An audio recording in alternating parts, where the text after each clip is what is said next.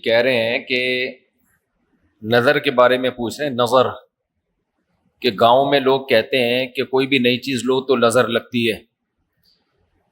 دیکھو اس میں نظر تو برحق ہے، لگنے کا امکان ہوتا ہے، لیکن ہر وہ چیز جس کا امکان ہو ضروری نہیں ہے کہ وہ لازمی ہو بھی جائے. امکانات کی دنیا تو بہت بڑی ہے نا، اس میں افراط اور تفریط ہے. کچھ لوگ تو ایسے ہیں جو نظر کے وجود ہی کو نہیں مانتے، وہ کہتے ہیں نظر سرے سے لگتی ہی نہیں ہے. اور کچھ لوگ کہتے ہیں ایسے ہیں کہ اس میں بہت مبالغہ کرتے ہیں، ان کو ہر وقت لگ رہی ہوتی ہے ان کے رائے کے مطابق کہ اس کو لگ گئی، اس کو لگ گئی، اس کو لگ گئی، یہی چلتا رہتا ہے پروگرام. تو نہ اس میں وہمی بننے کی ضرورت ہے اور نہ نظر کا انکار کرنا جائز ہے ہمارے لیے.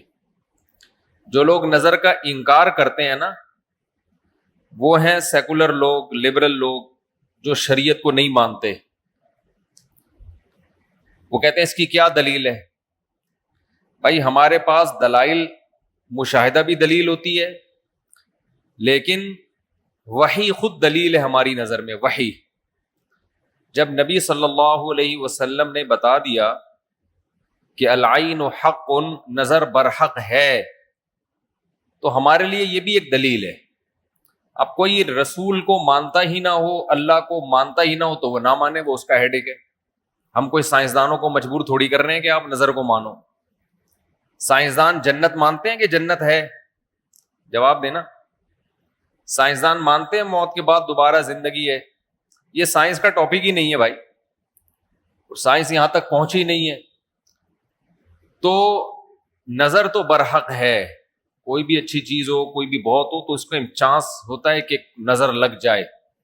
نبی صلی اللہ علیہ وسلم نے فرمایا اگر کوئی چیز تقدیر پر غالب آ سکتی تو وہ نظر ہوتی، اور نظر اونٹ کو ہانڈی تک پہنچا دیتی ہے. اچھا والا اونٹ ہوتا ہے، نظر لگی گیا. آپ نے دیکھا ہوگا بڑے بڑے اونچے کٹھے بیل لوگ لے کر آتے ہیں بقرعید کے دنوں میں، بعض دفعہ نظر لگتی ہے دھڑام سے گر جاتے ہیں، بعض دفعہ ویسے ہی گر جاتے ہیں غربت مہنگائی سے متاثر ہو کے، لیکن بعض دفعہ نظر بھی لگتی ہے. تو ہمارے پاس جو نظر کے برحق ہونے کی دلیل ہے وہ رسول اللہ صلی اللہ علیہ وسلم کا قول. اسی وجہ سے یعقوب علیہ السلام نے جب اپنے بیٹوں کو مصر بھیجا تو خوب لمبے خوبصورت بیٹے تھے، تعداد میں بھی زیادہ تھے، تو ان سے کیا فرمایا؟ لا تدخلوا من باب واحد وادخلوا من ابواب متفرقہ. اے میرے بیٹو، ایک دروازے سے داخل نہ ہونا، متفرق دروازوں سے داخل ہونا.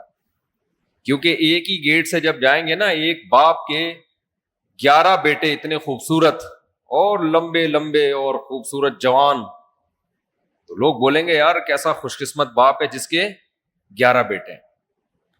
سمجھتے ہو کہ نہیں سمجھتے؟ آج کل تو فیملی پلاننگ نے نظر کا چانس ہی ختم کر دیا. 2 بچے ہوتے ہیں وہ بھی اچھے نہیں ہوتے. تو یہاں قرآن سے بھی ہمیں، حدیثوں سے بھی پتہ چلتا ہے کہ امکان ہے.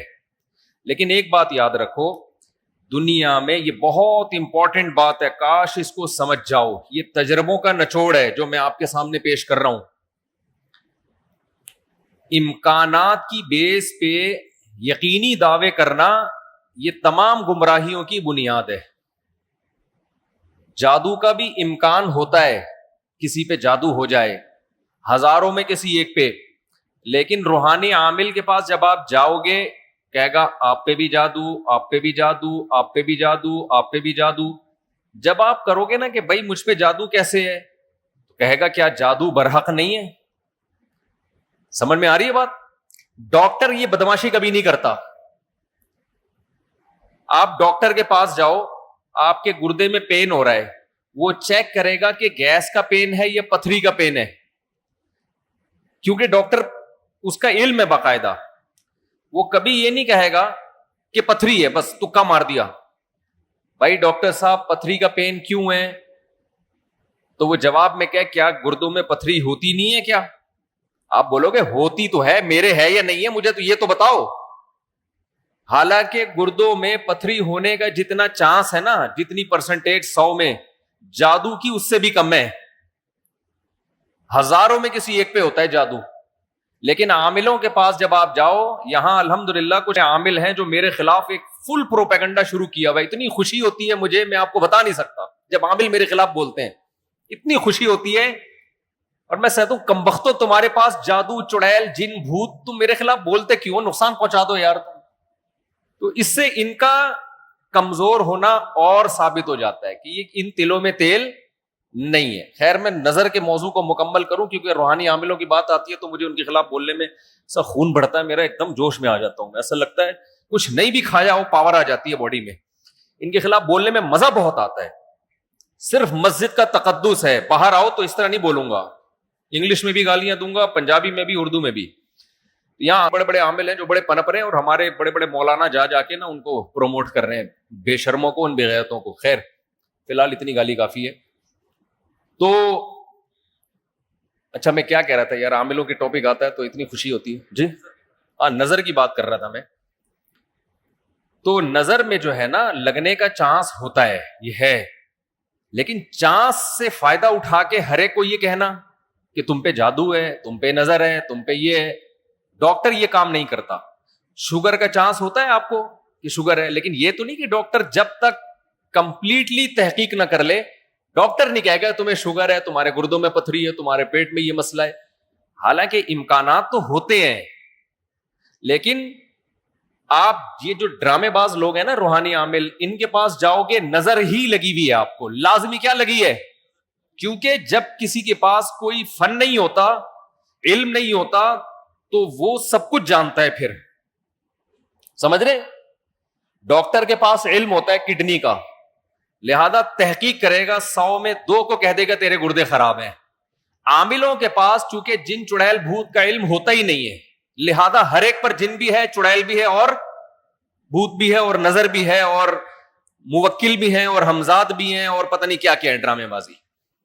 سمجھتے ہو؟ جب ان کو بولو کہ کیا دلیل ہے, تو بھائی امکانات کی دنیا میں امکان کہ فلانے پہ لگ گئی تھی, فلاں پہ لگ گئی تھی, تو خوب سمجھ لو امکانات کی بیس پہ یہ کہنا کہ ابھی دیکھو ایک مولانا صاحب کا کلپ آیا, انہوں نے کہا کہ نبی صلی اللہ علیہ وسلم نے فرمایا کہ ہر بیماری کی دوا اللہ نے رکھی ہے دنیا میں, یہ صحیح حدیث ہے. پھر انہوں نے ایک دوا بتائی کہ یہ شوگر کی بہترین دوا ہے. بھائی آپ ڈاکٹر ہو, آپ سائنٹسٹ ہو, کہہ رہے میں نے یہ کہیں سے نکالی ہے.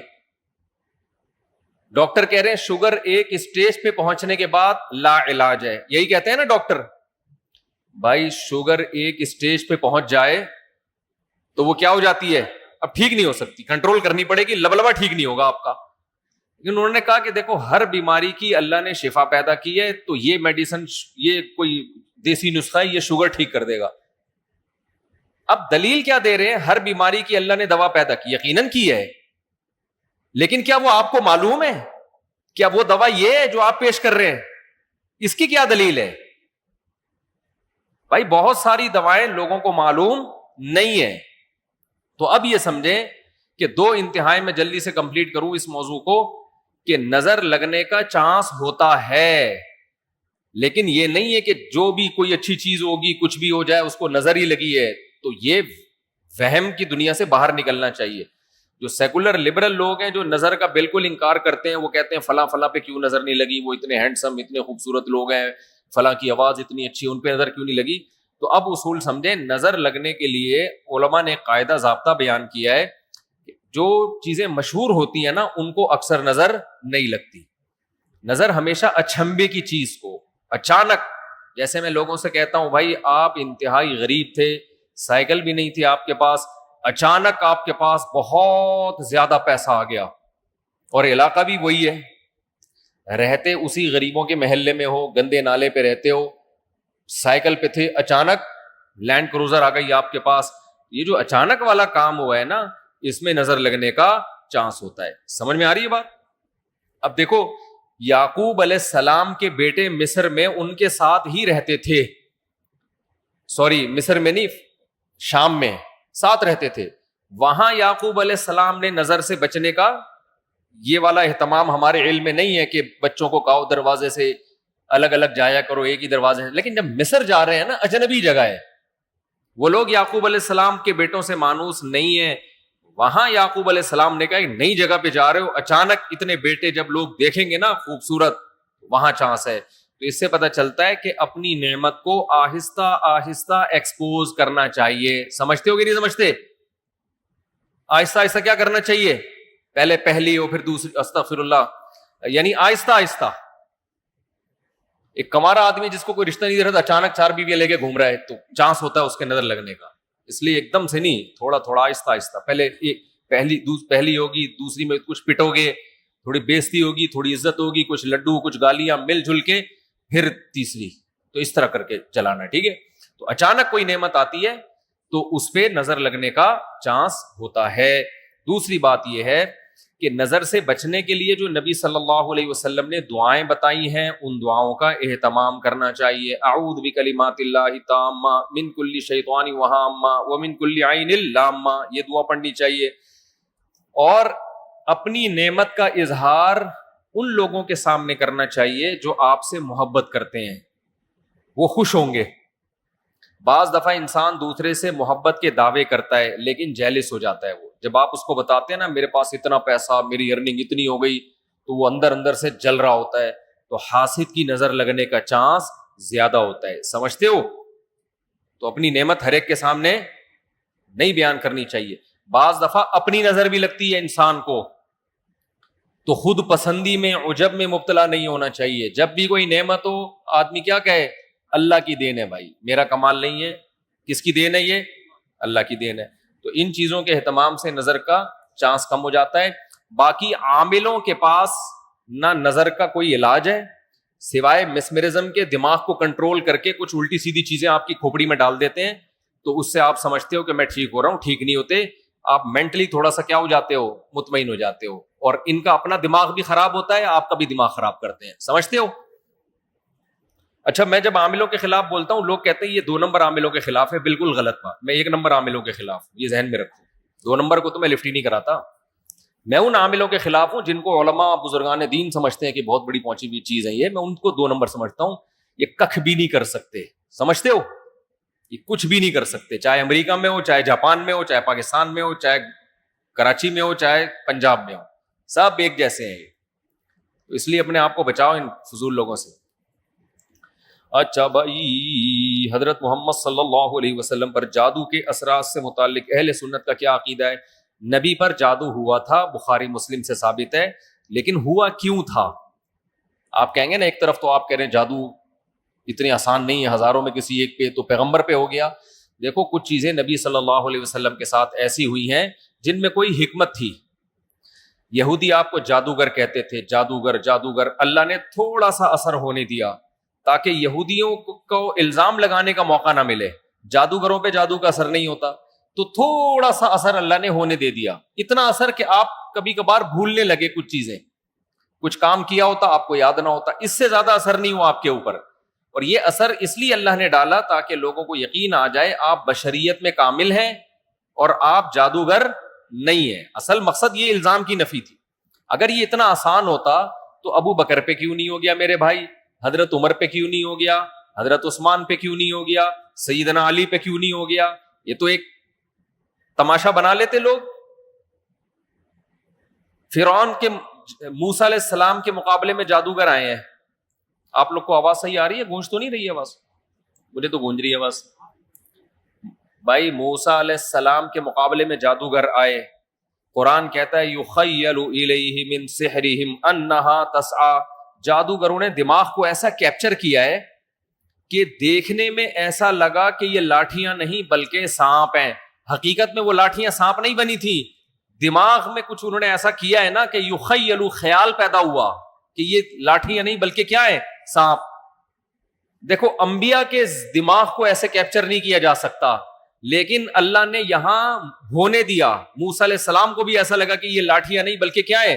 سانپ ہیں. اس میں حکمت تھی نا تاکہ مقابلہ تو ہو.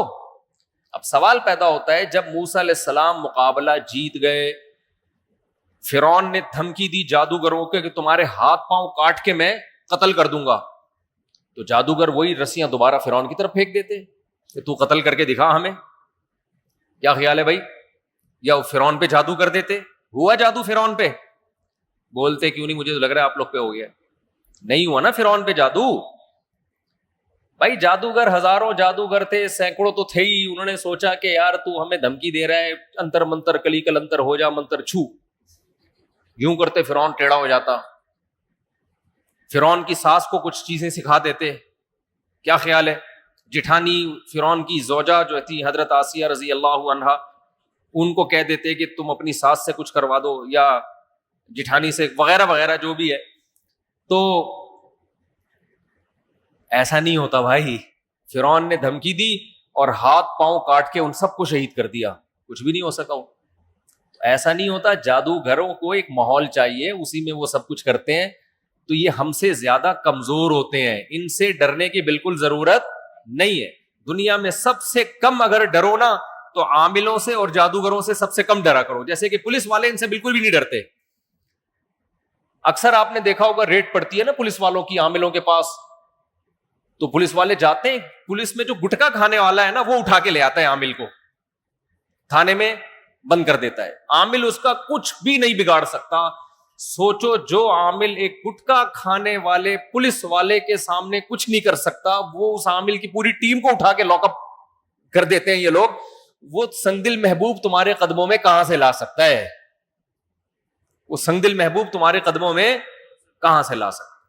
تو یہ دنیا کے سب سے کمزور، سب سے ضعیف قوم روحانی عامل ہوتے ہیں. لیکن دماغ کا کھیل ہے سارا. تو لوگ ان سے ڈر رہے ہوتے ہیں. نہیں ڈرو تو آپ طاقتور ہو، سمجھتے ہو. آج مجھے ایسا لگ رہا ہے گلوکوز کی 3 بوتلیں چڑھا لی میں نے. اور عاملوں کے خلاف بولتا ہوں اتنی، کیونکہ عامل میرے خلاف بہت سرگرم ہو گئے ہیں آج کل. ابھی علماء کا ایک وفد گیا کسی عامل کے پاس. وہ وفد پہلے میرے پاس آیا، گپ شپ ہوئی، بیٹھے. میں نے ان کو رات کو کھانے کی دعوت دی. انہوں نے کسی سے ملنے جا رہے تھے، مجھے نہیں پتا کسی عامل کے پاس گئے. اس عامل نے میرے خلاف اتنا بولا کہ انہوں نے میری دعوت ہی کینسل کر دی کہ یار یہ مفتی صاحب تو 2 نمبر ہے معاذ اللہ. انہوں نے اپنی طرف سے اس عامل کی باتوں میں آ کے. تو جب انہوں نے کسی نے مجھے بتایا، میں نے کہا اچھا ہے، اللہ نے تمہاری قسمت میں یہ عامل رکھے ہوئے ہیں. تم جیسے فضول لوگوں سے اللہ نے مجھے نجات دے دی، تاکہ میرا کھانا تمیز والے عقل مند لوگ کھائیں. جو عاملوں سے متاثر ہو تو اس بیچارے کا مینٹل لیول کیا ہوگا آپ سوچو. میں نے کہا ہمیں ایسے مولویوں کی بالکل بھی ضرورت نہیں ہے جن کا مینٹل لیول یہ ہے کہ چڑیل بھوت بھگانے والوں سے متاثر ہو کے آتے ہیں. یہ تو مینٹل لیول ہے آپ کا. دلائل سے کے بجائے ان لوگوں سے متاثر ہوتے ہیں.